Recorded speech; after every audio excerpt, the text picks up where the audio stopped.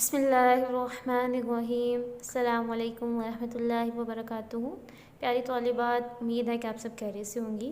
बाब चहारम, सबक नंबर 8, कस्बे हलाल, सफ़ा नंबर 70।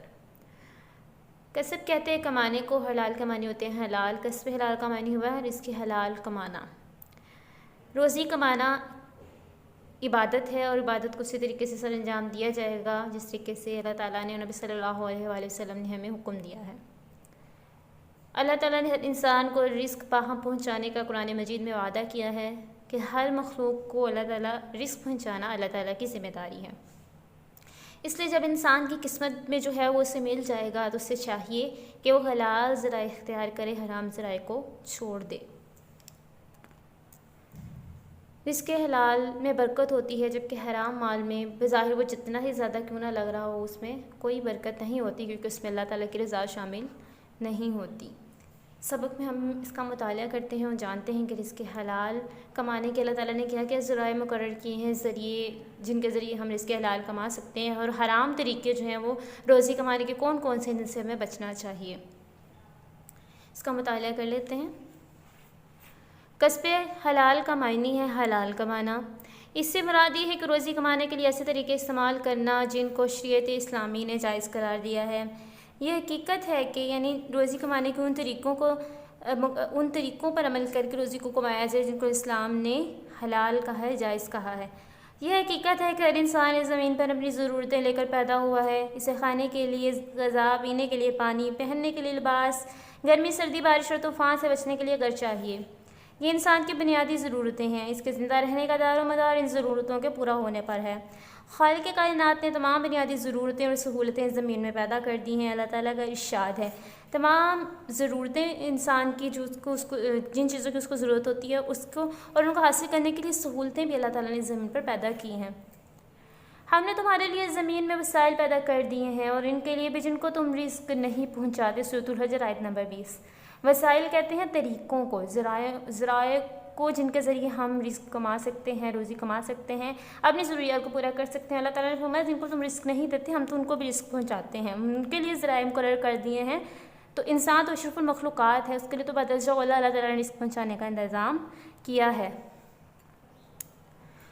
अल्लाह ताला चाहता है कि हर शख्स खुद मेहनत और जद्दोजहद करके इन मसाइल को हासिल करे, फिर इनसे अपनी ज़रूरियात और जायज़ ख्वाहिशात की तकमील करे और इनको पूरा करे।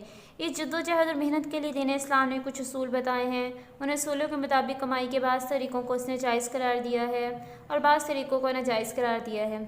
इसलिए कमाई का वही तरीका इख्तियार करना चाहिए जिसकी इस्लाम ने इजाज़त दी है।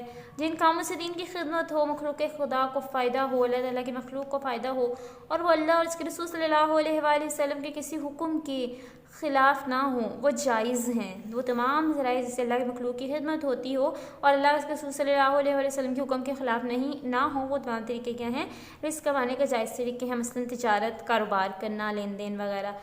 कारोबार करना यानी कि अपना माल जो है उनको या तो फ़रोख्त करने के लिए दूसरे शहरों या मुल्कों का सफ़र वगैरह करना। मुलाजमत, किसी का मातहत होकर नौकरी करना। ज़राअत खेती बाड़ी को कहते हैं, मजदूरी भी इसी को कहते हैं कि किसी का मातहत होकर कोई काम करना। और दस्तकारी, हाथ से बनी हुई चीज़ों की फ़रोख्त करना वगैरह। इनके बरअक्स यानी इनके उल्ट अगर हम देखें, वो तमाम काम जिनसे अल्लाह ताला और उसके रसूल सल्लल्लाहु अलैहि वसल्लम के हुक्म की खिलाफ वर्जी होती हो या मखलूक खुदा की परेशानी और तकलीफ़ का बाइस होना नाजायज़ है, जैसे शराब और सूअर की तजारत।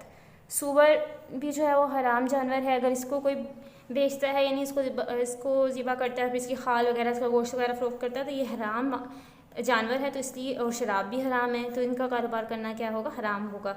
सूदी लेन देन, सूद किसे कहते हैं? सूद कहते हैं जैसे किसी को माल देना, कर्ज वगैरह देना या उधार देना, लेकिन जब उससे वापस देना तो उस माल से उस कीमत से बढ़ा कर वापस लेना जो हमने उसको दी है। यानी जैसे 1000 रुपये किसी को दिए हों लेकिन जब उससे वसूल किए हैं तो 1500 किए हैं, तो ये क्या होगा, वो जो 500 ऊपर होगा वो सूद होगा और सूद हराम है। और सूद के बारे में हदीस में आता है कि अल्लाह और उसके रसूल सल्लल्लाहु अलैहि वसल्लम के ख़िलाफ़ जंग है। सूदी लेन देन क्या हो गया, हराम हो गया। इस तरह रिश्वत खोरी, पैसे वगैरह देकर, माल वगैरह देकर कोई ओहदा हासिल करना या कोई भी अपने लिए जो है वो फेवर लेना माल वगैरह देकर उससे क्या कहते हैं, रिश्वतखोरी। रिश्वत लेने वाला और देने वाला दोनों के लिए जो है वो वईद, सख्त वईद आई है। चोरी, डकैती, डाका डालना, धोखा फ़रेब, धोखा देकर, धोखा फ़रेब के ज़रिए माल हासिल करना, नाप तोल में कमी करना, मिलावट, किसी चीज़ की, हराम चीज़ की, नाजायज़ चीज़ की मिलावट कर देना। जुआ, जुआ भी एक तरह का खेल होता है कि जिसमें सारा माल वो शख्स वसूल कर लेता है कि जो जीतता है। तो इसलिए सिर्फ एक शख्स को फ़ायदा होता है, तो जुआ भी क्या हो गया, हराम हो गया। बाकी सब लोगों को इससे नुकसान होता है, खसारा होता है। मंशियाती ख़रीदो फ़रोख्त, नशावर चीज़ों को बेचना और ख़रीदना, और स्मगलिंग वगैरह। स्मगलिंग कहते हैं असला वगैरह, गलत कामों के लिए असला वगैरह फराहम करना, उनकी ख़रीदो फ़रोख्त करना। सवालात की तरफ चलते हैं, तफसीली जवाब दें। सवाल नंबर 1, कस्ब हलाल से क्या मुराद है? सफ़ा नंबर 70 पे देखिए, कस्ब हलाल का मायनी है, यहाँ से लेकर करार दिया है, यहाँ तक सवाल नंबर 1 का जवाब लगाएं। सवाल नंबर 1 के अलिफ जुज़ का जवाब लगाएं। सवाल नंबर 1 का बाजुज़ है, रोज़ी कमाने के चंद हलाल तरीके बयान करें। यहाँ से इसका जवाब लगाइए। रोज़ी कमाने के चंद हलाल तरीके दर्ज झेल हैं। यहाँ से जवाब फिर आप लगाएंगे। जिन कामों से दिन की खिदमत हो, मखलूक खुदा को फ़ायदा हो, यहाँ से लेकर दस्तगारी वगैरह। यहाँ तक सवाल नंबर 1 के बाजुज़ का जवाब लगाएं। सवाल नंबर 1 का जिमजूज़ है, इस्लाम ने किन चीज़ों की तिजारत को हराम करार दिया है? यहाँ से जवाब लगाएंगे इसका। इस्लाम ने दर्जा झेल चीज़ों की तिजारत को हराम करार दिया है वो तमाम काम जिनसे अल्लाह और इसके रसूल सल्लल्लाहु अलैहि वसल्लम के हुक्म की खिलाफ वर्जी होती हो, यहाँ से लेकर स्मगलिंग वगैरह। यहाँ तक इसका जवाब लगाइए। आगे सवाल नंबर 2 का अलिफ जुज़ मुख्तसर जवाब दें। इंसान की बुनियादी ज़रूरतें कौन सी हैं? यहाँ से इसका जवाब लगाएंगे।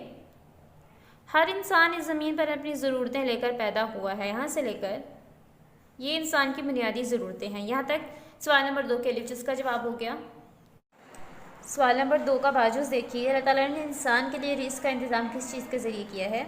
सफ़ा नंबर 70 पर इसका जवाब यहाँ से लगाइए।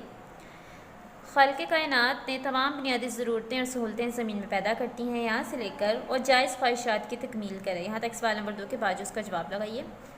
तौलिबात सवाल नंबर 1 में से अलिफ जुज़, बा जुज़ और जीम जुज़, और सवाल नंबर 2 में से अलिफ जुज़ और बा जुज़ हमारे आज के सबक में शामिल हैं। आपने इसको अच्छे तरीके से ज़हन नशीन कर लेना है। अल्लाह हाफ़िज़।